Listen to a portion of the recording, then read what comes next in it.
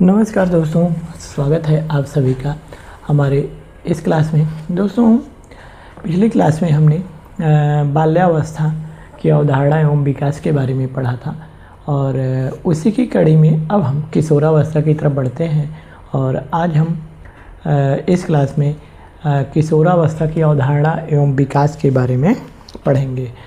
तो दोस्तों, आप लोग वीडियो को पूरा देखिएगा, बीच में स्किप मत कीजिएगा क्योंकि यह एक महत्वपूर्ण टॉपिक है और एग्ज़ाम में अक्सर पूछी जाती है। तो इस टॉपिक के अंतर्गत हम किशोरावस्था के अन्य नाम के बारे में पढ़ेंगे, किशोरावस्था के कितने चरण होते हैं और किशोरावस्था के विकास के सिद्धांत और किशोरावस्था में शारीरिक विकास और शिक्षा, इसके बारे में अध्ययन करेंगे। तो हम यहाँ पे देखते हैं किशोरावस्था की अवधारणा एवं विकास। तो किशोरावस्था क्या होती है? किशोरावस्था को हमारे मनोवैज्ञानिकों ने 12 से 13 वर्ष की अवस्था से लेकर के 18 से 19 वर्ष तक की अवस्था को किशोरावस्था के रूप में माना है। किशोरावस्था मुख्य रूप से मानव विकास की तीसरी अवस्था होती है। यह जो है बाल्यकाल के अंत से प्रारंभ होकर के प्रौढ़ावस्था के शुरुआत में बाल्यावस्था के अंत में प्रारंभ होकर के प्रौढ़ावस्था के शुरुआत तक चलती है। तो इस अवस्था में जो 12 से 18 वर्ष की आयु के बीच की जो अवस्था में ये हमारा बालक जो है लगभग देखा जाता है तो ये बाल्यावस्था में ही रहता है तथा प्रौढ़ावस्था में भी रहता है। तो इस तरह से देखा जाए तो हम बालक को ना तो प्रौढ़ावस्था की अवस्था या बाल्यावस्था की अवस्था कह सकते हैं और इसको जो इन दोनों के बीच की जो हमारी स्वीकृति मिलती है वह है किशोरावस्था, एडोलेसेंस के नाम से मिलती है। एडोलेसेंस का शाब्दिक अर्थ होता है बढ़ना यानी ग्रो करना और एडोलेसेंस जो होता है उसका शाब्दिक अर्थ होता है बढ़ना यानी ग्रो करना और इसमें परिपक्वता की ओर बढ़ना होता है। और इस अवस्था में बालक तथा बालिकाओं में क्रांतिकारी जो है मानसिक, सामाजिक, शाब्दिक और शारीरिक एवं संवेगात्मक परिवर्तन होते हैं। तो अब हम यहाँ पे देखेंगे कि इस अवस्था को अन्य किस नाम से जानते हैं। तो किशोरावस्था को जो है अमूर्त चिंतन की अवस्था के नाम से भी जाना जाता है और समूह भक्ति की अवस्था, विरोध की अवस्था के नाम से भी जाना जाता है और उलझन की अवस्था के भी नाम से जाना जाता है और सबसे कठिन काल के नाम से जाना जाता है और संघर्ष और तूफान की अवस्था भी इस अवस्था को ही हम कहते हैं और इस अवस्था को टीन एज की अवस्था भी कहते हैं। और इसमें जो है संवेगात्मक परिवर्तन भी तीव्र गति से होता है, इसलिए इसे संवेगात्मक परिवर्तन की अवस्था भी कहते हैं और यह बच्चों का स्वर्ण काल होता है। अपराध की प्रवृत्ति की यह नाजुक अवस्था है और अब हम इसको आगे देखते हैं। यहाँ पे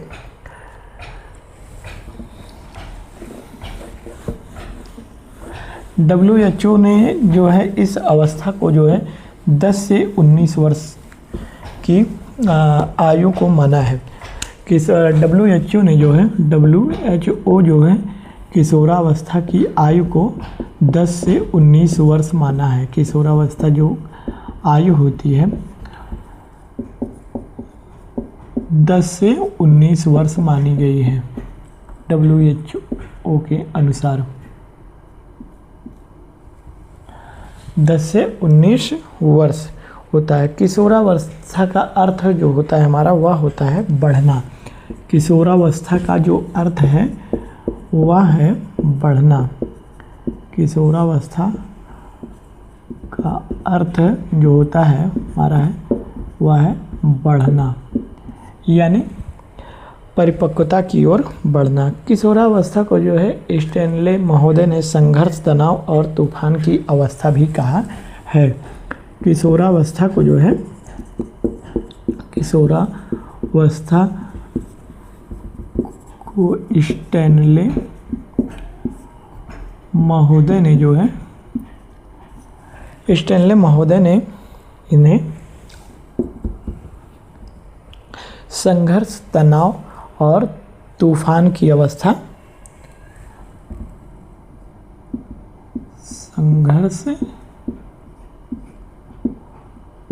तनाव, तूफान,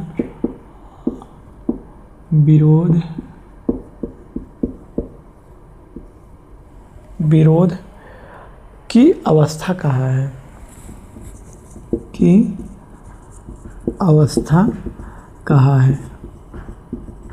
तो ये जो हमारा कथन है स्टैनले हॉल महोदय का, यह बहुत ही इम्पॉर्टेंट है और यह अक्सर जो है पूछा जाता है। तो और भी मनोवैज्ञानिक हैं, इन्होंने इस अवस्था को जो है समस्यात्मक काल भी कहा है।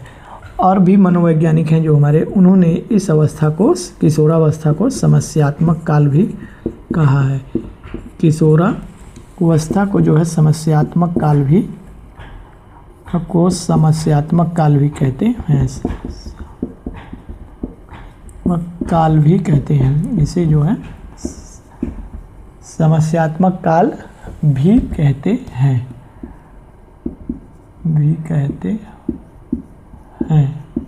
तो इस तरह से किशोरावस्था को देखा जाए तो कई नामों से पुकारा जाता है।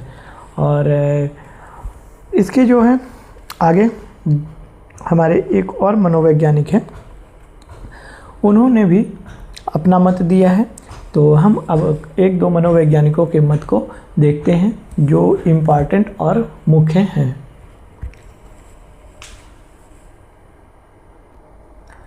दोस्तों यहाँ पे अब हम देखेंगे जो हमारे कुछ मनोवैज्ञानिक हैं, उन्होंने किशोरावस्था से संबंधित अपना मत दिया है कि किशोरावस्था किसे कहते हैं। तो दोस्तों ये जो हमारे ब्लेयर जोन्स व सिम्पसन महोदय हैं, इन्होंने कहा है कि किशोरावस्था प्रत्येक व्यक्ति के जीवन का वह काल है जो बाल्यावस्था के अंत में प्रारंभ होता है और प्रौढ़ावस्था के प्रारंभ में समाप्त हो जाता है। तो ब्लेयर व जोन्स व सिम्पसन के अनुसार किशोरावस्था वह अवस्था होती है जिसमें प्रत्येक व्यक्ति के जो है बाल्यावस्था के अंत में, यानी जब बाल्यावस्था हमारी समाप्त होती है तो वहाँ से किशोरावस्था जो है प्रारंभ होती है और प्रौढ़ावस्था के प्रारंभ होने तक, यानी वहाँ पे जाकर के ये समाप्त हो जाती है। तो ये कथन है जो है ब्लेयर जोन्स व सिम्पसन महोदय का। और अगला जो कथन है हमारा जेरशील्ड महोदय ने, इन्होंने कहा है कि किशोरावस्था वह अवस्था है जिसमें विकासशील व्यक्ति बाल्यावस्था से परिपक्वता की ओर बढ़ता है। यानी इन्होंने कहा है कि किशोरावस्था हमारी वह अवस्था होती है जिसमें एक मनुष्य जो है, बालक जो है, अपनी परिपक्वता की अवस्था की ओर धीरे धीरे बढ़ता है। तो यह कथन हमारा है जेरशील्ड महोदय का। और विग व हंट महोदय के अनुसार किशोरावस्था की विशेषताओं को सर्वोत्तम रूप से व्यक्त करने वाला शब्द है परिवर्तन। इन्होंने कहा है किशोरावस्थाओं की विशेषताओं को सर्वोत्तम रूप से व्यक्त करने वाला शब्द जो है वह है परिवर्तन। और किलपैट्रिक महोदय ने कहा है कि किशोरावस्था जीवन का सबसे कठिन काल है क्योंकि इसमें बालक को अपने आप को संभालना मुश्किल होता है और गार्जियन को भी बच्चों को संभालना थोड़ा मुश्किल होता है, क्योंकि अगर बालक को सही तरीके से मार्गदर्शन नहीं दिया जाता है परिवार की तरफ से, तो जो स्टैनले हॉल महोदय ने कभी बताया था कि बालक की यह जो है संघर्ष, तूफान और इसकी संघर्ष की अवस्था है जो है। इसलिए यहाँ पे आप देखेंगे कि ये जो समय होता है बच्चे का सबसे कठिन समय होता है। इसीलिए जो है स्टैनले हॉल महोदय ने कहा है कि संघर्ष, तनाव और तूफान तथा विरोध की अवस्था को ही हम किशोरावस्था कहते हैं। तो हरलाक महोदय ने कहा है कि किशोर जो है स्वयं के लिए एक समस्या है, वह यह निर्णय नहीं ले पाता कि हमें क्या करना है, क्या हमारे लिए उचित है, क्या अनुचित है, और वह जोश में आ करके जो है कुछ ना कुछ अनैतिक कार्य या इस तरह के कार्य कर देता है अगर वह किसी कार्य को समझदारी से नहीं करता है। तो ये था हमारा जो है किशोरावस्था से संबंधित हमारे कुछ मनोवैज्ञानिकों के दिए गए मत। और आप लोग इसमें से जो महत्वपूर्ण मत है हमारे ब्लेयर जोन्स और सिम्पसन के और किलपैट्रिक महोदय के और हरलाक, इन जो हमारे ये जो मनोवैज्ञानिक हैं इनके जो कथन दिए गए हैं कोर्ट से, इन्हें आप थोड़ा विशेष रूप से ध्यान दीजिएगा। और अब हम आगे बढ़ते हैं, किशोरावस्था को कितने उपनाम से जानते हैं। तो इसके पहले अभी हमने किशोरावस्था के कुछ उपनाम शुरुआत में ही लिखे थे, फिर हम एक बार उसे दोबारा लिखते हैं। उसमें एक या दो और नाम भी हैं, उन्हें हम यहाँ पे लिखेंगे।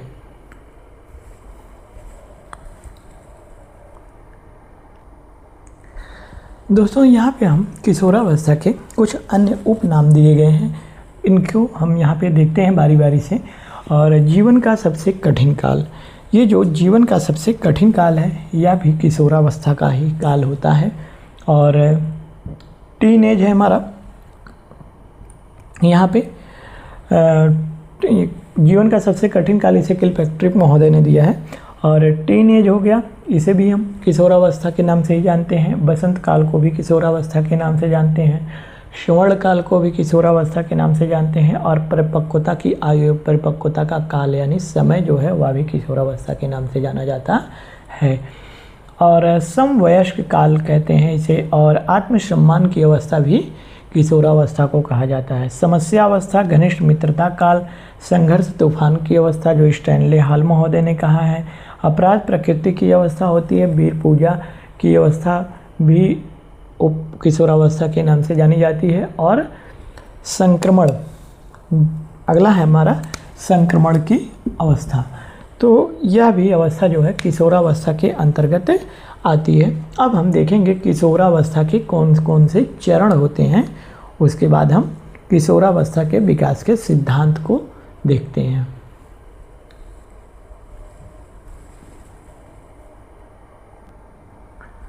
दोस्तों यहाँ पे जो हम देखेंगे अब किशोरावस्था के चरण, मुख्यतः जो है किशोरावस्था का प्रारंभ व्यक्ति के लैंगिक रूप से परिपक्व होने पर तथा अंत 21 वर्ष में माना जाता है। किंतु यहाँ पे अन्य अध्ययनों से, जो कई अध्ययनों से पता चला कि जो इनके शुरुआती व्यवहार होते हैं, आवृत्तियाँ या बाद के व्यवहार और आवृत्तियों से भिन्न होती हैं। इसलिए जो है मनोवैज्ञानिकों ने किशोरावस्था को 3 चरणों में बांटा है। जैसे प्रारंभिक किशोरावस्था हो गई 10 से 13 वर्ष, मध्य किशोरावस्था 14 से 15 वर्ष और परवर्ती किशोरावस्था 16 से 18 वर्ष के बीच की है। अब हम यहाँ पे किशोरावस्था के चरण देख लिए और अब हम देखेंगे किशोरावस्था के विकास के सिद्धांत।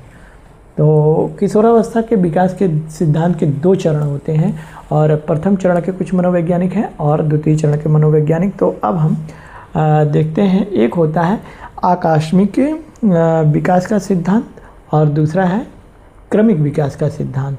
यह जो है किशोरावस्था के विकास के चरण हैं। तो अब हम आगे देखते हैं इनके बारे में।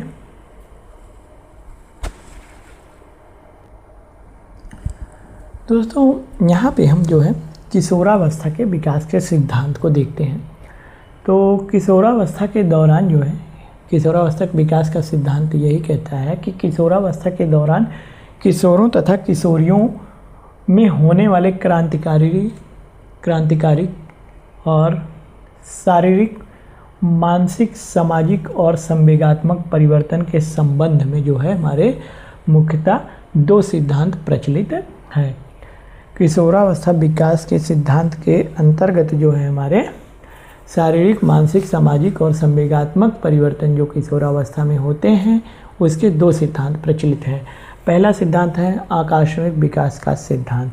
इसके जो समर्थक हैं वह स्टैनले हॉल महोदय हैं। इन्होंने अपनी पुस्तक एडोलसेंस जो 1904 में लिखी थी उसमें इन्होंने कहा है कि किशोरों में जो भी शारीरिक, संवेगात्मक परिवर्तन इन्होंने कहा कि जो भी किशोरों में शारीरिक, मानसिक, संवेगात्मक परिवर्तन होते हैं वह अचानक से होते हैं, अकस्मात उत्पन्न होते हैं। इन्होंने अपनी यह जो वाक्य कथन है इन्होंने अपनी पुस्तक 1904 में रचित जो है एडोलसेंस नामक पुस्तक में लिखी है।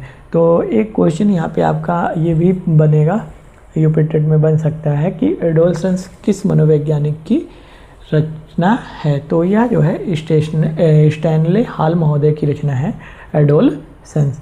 और जो दूसरा हमारा विकास का सिद्धांत है किशोरावस्था का वह है क्रमिक विकास का सिद्धांत यानी सतत विकास का सिद्धांत। इसके जो समर्थक हैं हमारे वह है किंग हैं, हॉलिंगवर्थ हैं और थॉर्नडाइक महोदय हैं। इन्होंने कहा कि जो है किशोरावस्था में जो भी परिवर्तन होते हैं वह किशोरावस्था में जो भी शारीरिक, संवेगात्मक, मानसिक परिवर्तन होते हैं वह धीरे धीरे एक एक करके क्रमिक रूप से होते हैं यानी सतत रूप से होते हैं। किंग महोदय ने कहा कि जिस तरह से एक ऋतु का प्रारंभ होता है और जैसे कोई ऋतु का जो प्रारंभ होता है तो जिस ऋतु का अंत होता है वहाँ से ही उसके कुछ प्रारंभ होने के लक्षण प्रतीत होते हैं। तो यही जो है क्रमिक विकास का सिद्धांत यानी सतत विकास के सिद्धांत के अंतर्गत उसी तरह से जो है बालकों में भी, किशोरावस्था में भी जो कुछ थोड़ा बहुत विकास में जो परिवर्तन होते हैं, बालक के शारीरिक, मानसिक, संवेगात्मक परिवर्तन होते हैं वे उनकी बाल्यावस्था में भी देखने को वहीं से मिल जाता है। तो ये किंग महोदय का कथन है। तो दोस्तों अब हम यहाँ पे शारीरिक किशोरावस्था के विकास के सिद्धांत के आगे बढ़ते हुए अब हम देखेंगे किशोरावस्था की विशेषताएं कौन कौन सी हैं।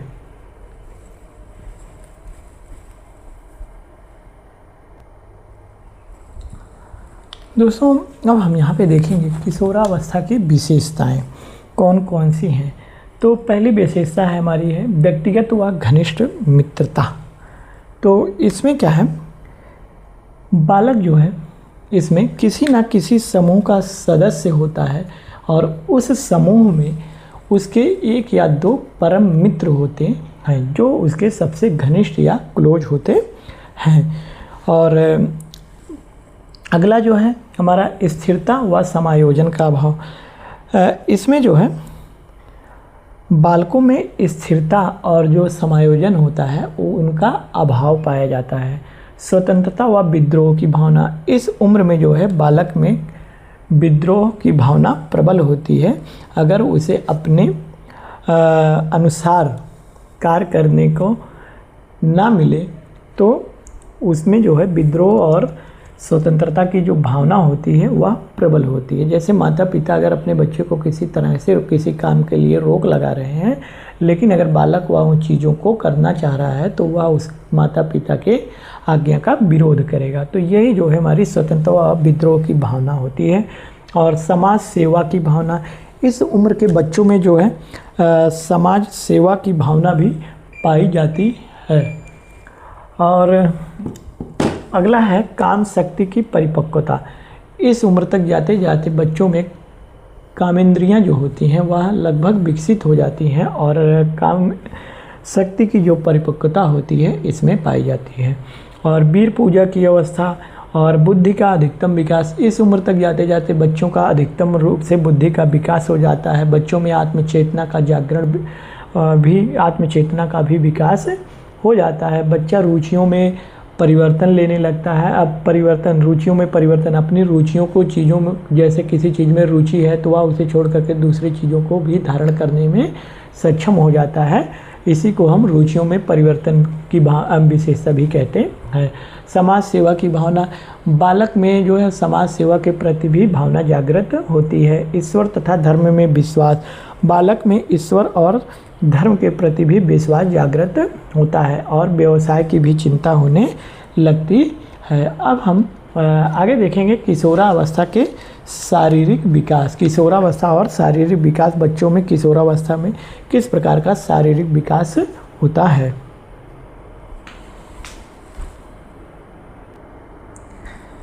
यहाँ पे हम देखेंगे जो हमारे किशोरावस्था है उसमें शारीरिक विकास किस तरह से होता है। किशोरावस्था को शारीरिक विकास का जो है सबसे सर्वोत्तम काल माना जाता है। इस अवस्था तक पहुँचते पहुँचते बालक और बालिकाओं में लगभग सभी तरह का विकास पूर्ण रूप से लगभग हो जाता है। जैसे बालक की लंबाई जो है लगभग 18 वर्ष तथा बालिकाओं की लंबाई 16 वर्ष तक जाते जाते लगभग यह पूर्ण हो जाती है। और यहाँ तक जो बच्चा या बालिका जो है वो अधिकतम लंबाई जितना उन्हें प्राप्त करना होता है लगभग प्राप्त कर लेते हैं। और वज़न, बालक का वज़न जो है बालिकाओं की तुलना में तेज़ी से बढ़ता है। सर्वप्रथम बालिकाओं का वजन बढ़ता है, उसके बाद बालकों का जब वजन बढ़ता है, परंतु वह बालिकाओं के वजन से तेज़ी से बढ़ता है। और सिर तथा मस्तिष्क का विकास 16 वर्ष की आयु तक जो है बच्चे का मस्तिष्क लगभग पूर्ण रूप से विकसित हो जाता है और मस्तिष्क का जो भार होता है वह 1200 से 1400 ग्राम तक होता है। और हड्डियां, जो छोटी छोटी हड्डियां पाई जाती हैं वह आपस में जुड़ करके एक हो जाती हैं और इस तरह से कुल मिलाकर के 206 हड्डी हो जाती है किशोरावस्था में। दांत किशोरावस्था के प्रारंभ होने तक यानी बाल्यावस्था के अंतिम चरण तक जाते जाते बालक के अंतर जो अस्थायी दांत आ जाते हैं। और इसके अंतर्गत जो शारीरिक विकास के अंतर्गत कुछ अन्य भी विकास होते हैं, कुछ अन्य अंग जो होते हैं उनका भी विकास होता है। जैसे कि बालक और बालिकाओं में, बालक में स्वप्न दोष जैसी समस्या का भी विकास हो जाता है और बालिकाओं में मासिक धर्म का विकास भी शुरू हो जाता है। और बच्चे के हृदय की धड़कन जो है वह लगभग इस अवस्था तक, किशोरावस्था तक आते आते 1 मिनट में जो है 72 बार हो जाती है। यह हृदय की धड़कन जो है, हृदय की धड़कन जो है किशोरावस्था तक आते आते 1 मिनट में जो है 72 बार हो जाती है। और जो बालक में जो है, बालक में स्वप्न दोष और बालिकाओं में जो है में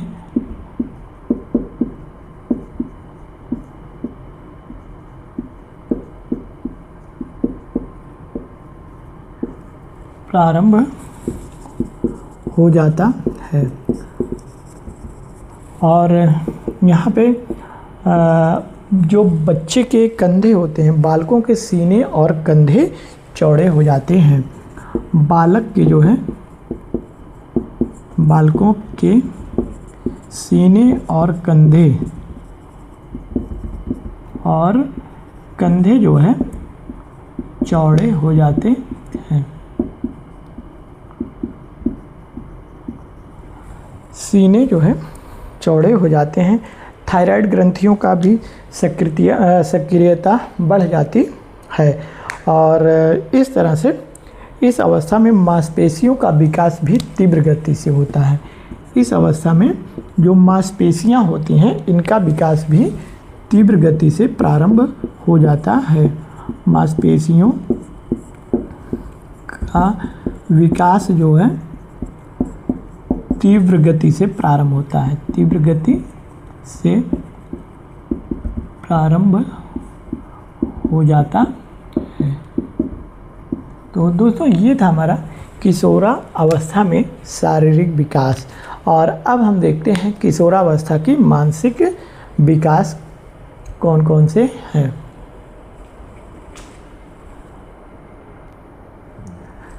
तो यहाँ पे जो है किशोरावस्था और मानसिक विकास, तो किशोरावस्था का जो मानसिक विकास होता है, सर्वप्रथम स्मृति का विकास यहाँ पे हम देखेंगे। स्मृति का विकास,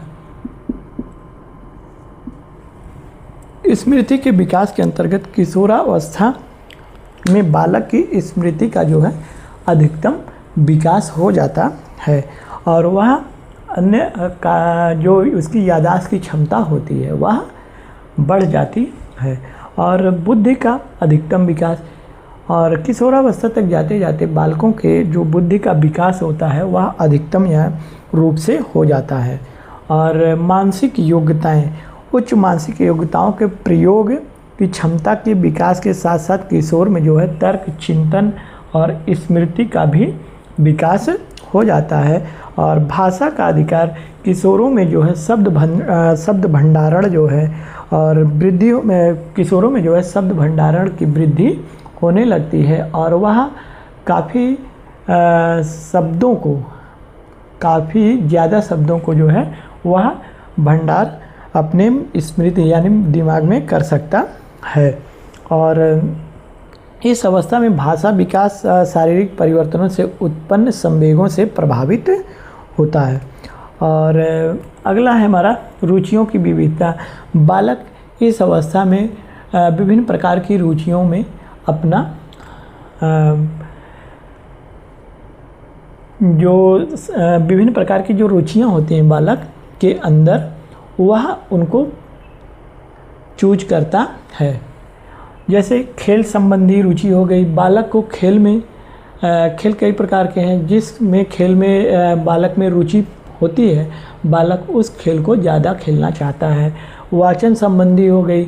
बालक को क्या बोलना अच्छा है उसमें वह रुचि लेता है। और कल्पना शक्ति यहाँ तक फिर जो है बालक में किशोरावस्था में जाते जाते जो बालक की कल्पना शक्ति होती है उसमें भी विकास हो जाता है।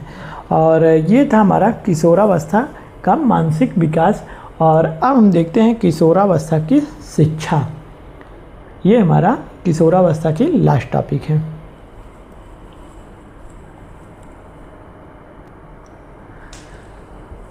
अब हम यहाँ पे देखेंगे किशोरावस्था में शिक्षा यानी किशोरावस्था में किस प्रकार की शिक्षा बच्चों को दी जानी चाहिए। तो किशोरावस्था के अंतर्गत बच्चों को व्यक्तिगत विभिन्नता के अनुसार शिक्षा दी जा सकती है और जीवन दर्शन की शिक्षा दी जाती है, नैतिक शिक्षा दी जाती है, धार्मिक शिक्षा दी जाती है, पूर्व व्यावसायिक शिक्षा दी जाती है, यौन शिक्षा हो गया और मानसिक विकास और संवेगात्मक विकास से संबंधित जो हमारी शिक्षा होती है उसे दी जाती है। तो दोस्तों ये हमारी जो टॉपिक थी आज की यहीं पे समाप्त होती है। आप सभी लोग हम इस टॉपिक को बेहतर ढंग से अगर आप देखे होंगे तो आप एग्ज़ाम में अगर इस किसी भी असर से यहाँ मतलब इस टॉपिक से किसी भी असर से अगर प्रश्न आता है तो आप उसे आसानी से कर ले जाएंगे। तो दोस्तों मिलते हैं अब हम बाल विकास की अगली क्लास में वंशानुक्रम एवं वातावरण के चैप्टर में। तो दोस्तों तब तक के लिए धन्यवाद। आप सभी लोग अपना रिव्यू हमारे साथ अवश्य शेयर कीजिएगा। तब तक के लिए धन्यवाद।